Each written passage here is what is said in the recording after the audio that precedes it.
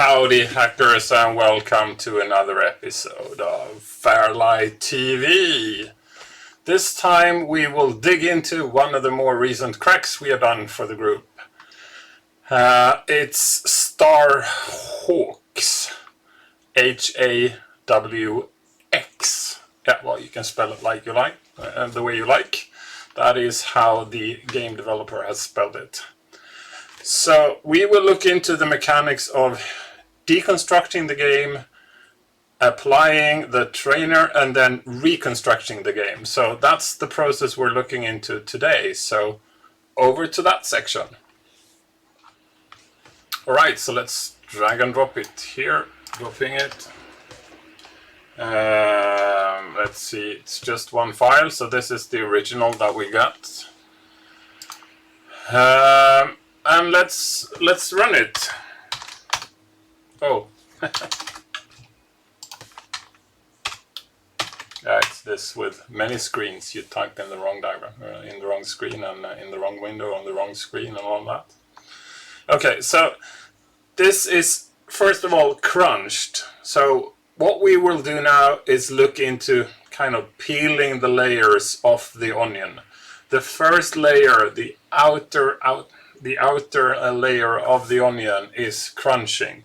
So the game is now decrunching, inflating everything to the memory. And then it runs this first intro. This intro, the TND intro, is uncompressed. It's situated in memory from 0801, so start of basic, to OBFF. Okay, I should pause now. So the first one was from 0801 to 2BFF, or let's say 2C00.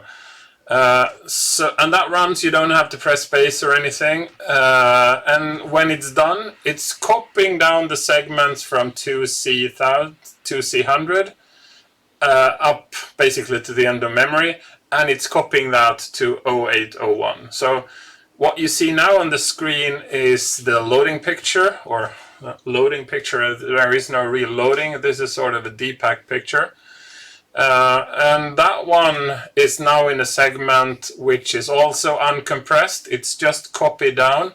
It's from 0801 to 47FF. So this is segment 2. And yeah, let's play that again. This one awaits a key press, so I'll press space. And what happens now, it's copying down from 4800 to the end of memory, and all of that is copied down to 0801. And then there is a decrunch of this. So the first thing that happens is that you decrunch this part of the program. So in order to make this version, what do we need to do?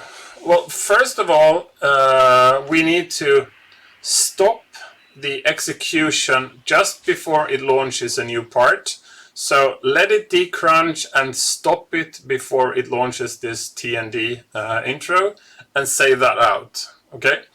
The next thing you need to do is stop it just before it launches the next part. So allow it to copy down, and then stop it just before it launches the next part. Save that out, and not all of it, just the active part of that what's running. And then allow it to run again, copying down. Here I saved out, you don't really need to do that. So I saved out the crunched version of the game. And then I allowed that to depack, and just before it launched, I set a freeze point again, and then I saved that out. Right. So now we have 3 pieces, 4, but 2 of them would be the same. We have the TND intro, we have the loading picture thing, and then we have the game. Okay, all 3 are inflated. They are not packed anymore. So what I need to do now is find a trainer and add a trainer menu to the game. And then crunch that, and then build a file out of the TND intro, the loading picture, and then the crunched main file. And I will show you what that looks like.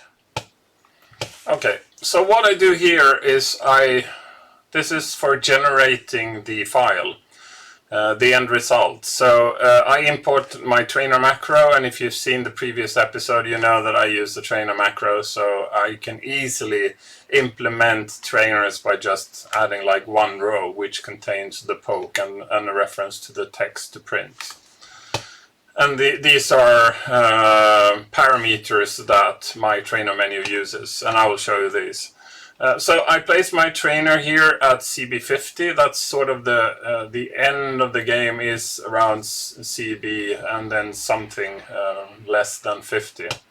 Init, I do a string print, and then I have a first menu which is showing if you're going to use, or it's giving you the option if you want to use trainer, or basically you want to do a non-trained version of the game, and you also get the option of resetting the standard high score. And resetting the standard high score is quite easy. You just because the game contains the sort of default high score. So if you just call the save high score routine, you actually save sort of a blank high score. And if you select trainer, it sets 60, which is an RTS, which is return from subroutine to the start of the high score saver. So when the game calls the saver, nothing happens. So that's what that is doing. And then my little trainer here, this is poking AD to 59.7B, and that's what I did. I think it's unlimited vibes, right? And then a little bit of init, and then I jump to the start. So that's what this is supposed to do. And this is the trainer menu. And here I import the full game. So the game, it's totally uncompressed. So this is what the uncompressed game looks like. Yeah, well, the next one is I should have another file. I'll show you the make file here first, because that is now more relevant. We can see here the general logic of things. So generate the binary of the main file including trainers. So this is compiling what the file that was fix main. That was the one that we were looking at. So that is adding the trainer to an uncompressed version of the game.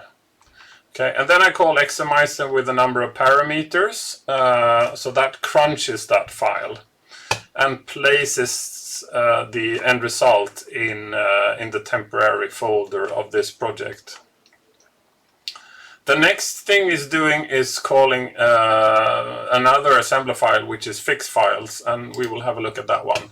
So this one is generating this output file out of these segments, and the first segment is the intro, the TND intro. The next one is the show picture, and then the last one is the packed game, the one that was packed in the previous step. And I import them at the right address where they should be according to the logic. So when you run it now in this order, it will be the TND intro. The next one will, and when that is done, it's copying from 2C100 down to 0801, and then it's executing that. And this one also follows that copy down. And then when this is done, it's copying this one down. So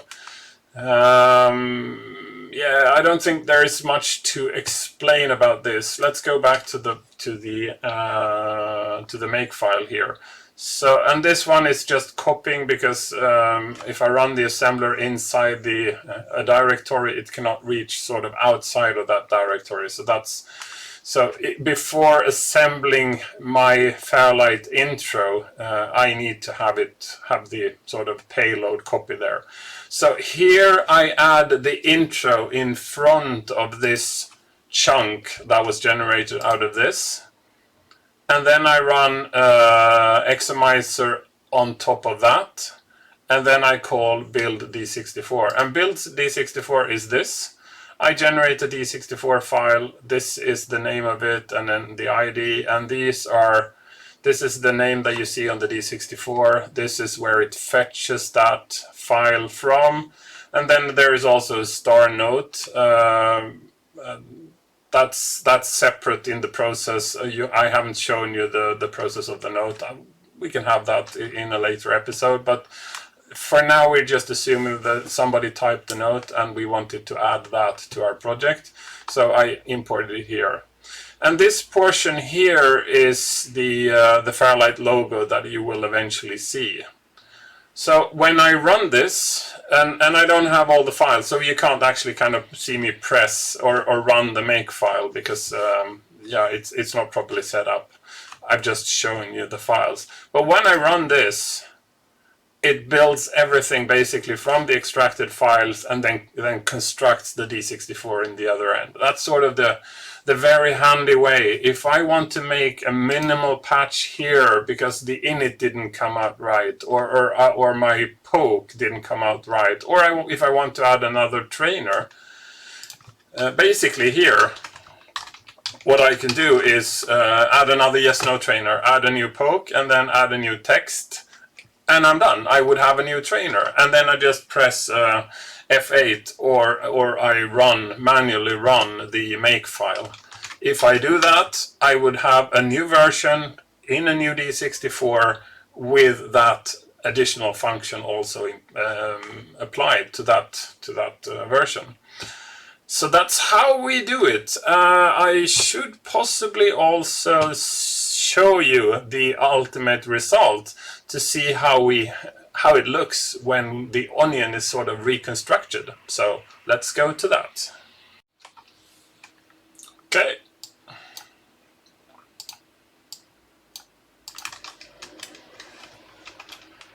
So the end result is this.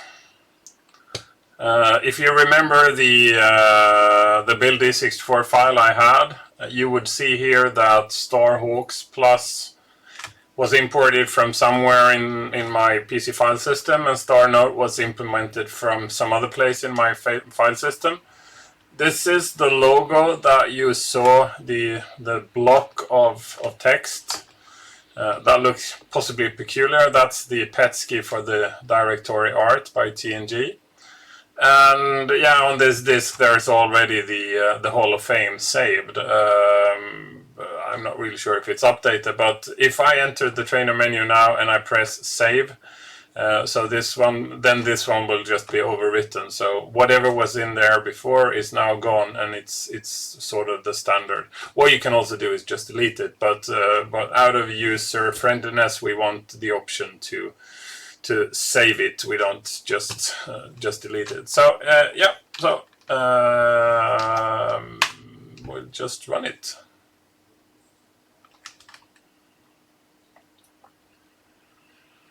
I should possibly say, well, you see the flashing in the border here, and I'm doing one thing here that I haven't really done before. I crunch with Xmizer, so the main game plus the trainer is crunched with Xmizer. And then I add the other two segments, as you've seen from that build file, and then I run Xmizer on the end result as well. So I'm crunching something which was already crunched. The big chunk of data that is the main game is crunched again. And back on the C64, native C64, that was a big no-no. You always do run length encoding of the main game, and then you add anything you want, like the intro and what have you not, but you do not crunch using a sequence cruncher twice. Xmizer is brilliant in so many ways. One of the ways is that you can do that. You can crunch, add stuff, and crunch again, because the concept of literal is sort of when it finds a big chunk of memory which it cannot compress because it's already compressed, then it just sort of skips that. And if you look at the flashing border in this particular version, you would see that it looks quite different from normal decrunching, and that is when it's running through the literals. That visually looks different. Just something for you to look at when you're looking at this particular version. Okay, let's run it, and we shouldn't speed it up. Okay, so this is the standard intro.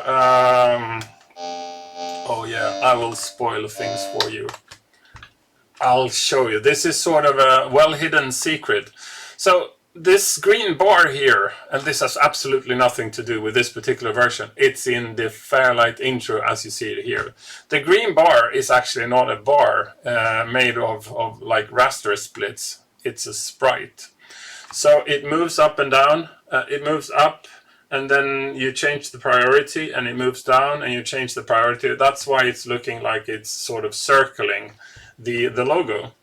But there is there are many peculiar things with the VIC chip, and one of them would be that priority doesn't work with all the colors. I think it's DO23. I'm not really sure on that, but there is one of the colors which will always be behind the sprite. Even if you set characters to be in front of the sprite, they will always be behind the sprites.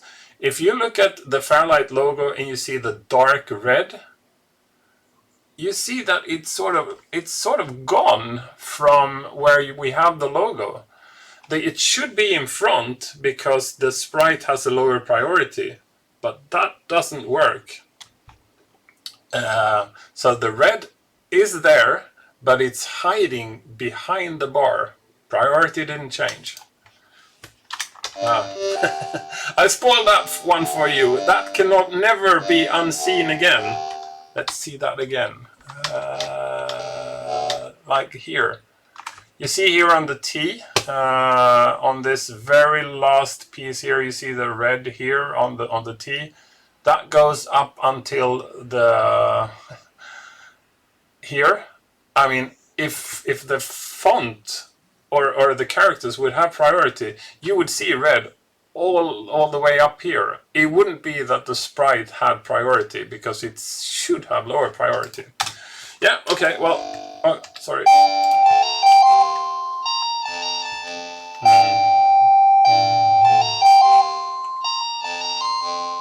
If you listen to this tune a million times, I have listened to it more than you did, and I simply love it. Okay. So again, what happens now was that my intro is calling the T&D intro. So it's running a copy routine, copying it down, and then launching this T&D intro.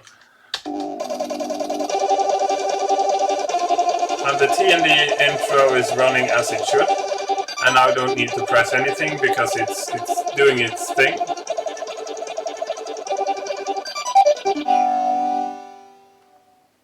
And now it's copying the loading picture. So, as we saw in the original, that's the entire mechanic of the game is actually running. I'm not doing the copy routine. That is the native copy routine of the game. And now it's decrunching, because this is crunching I did. And the first thing that would be called is the trainer. I'm not calling the game itself, I'm calling the trainer, and then the trainer calls the game after this is run. So if we press R, you don't see that, but I see the blinking, sort of the blinking drive light here. And now it's saved a new high score file. And do we want trainer or not? Yeah, I don't care about games, so I want trainer because I don't want to play the game. Unlimited lives, yes. And now it's actually loading. It was loading the high score file that we just saved. And here we have it. That's the game. I'm really sure you don't want to see me play the game. That's not the part where I try to excel. Let's pause it. So that was everything I wanted to say for this. This was unfolding the truth of how we took care of Starhawx. Implemented the trainer. I especially like the layout of our new trainers, where you see the FairLight logo on top.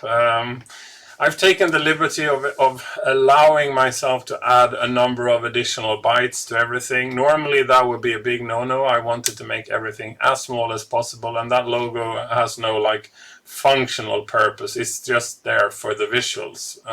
But it looks nice, and I'm probably going to keep it unless it's really squeezed off place. So there is no room to fit it, basically. Okay, so thanks for watching this episode of FairLight TV, and welcome back to the next episode in the next week. Bye bye for now.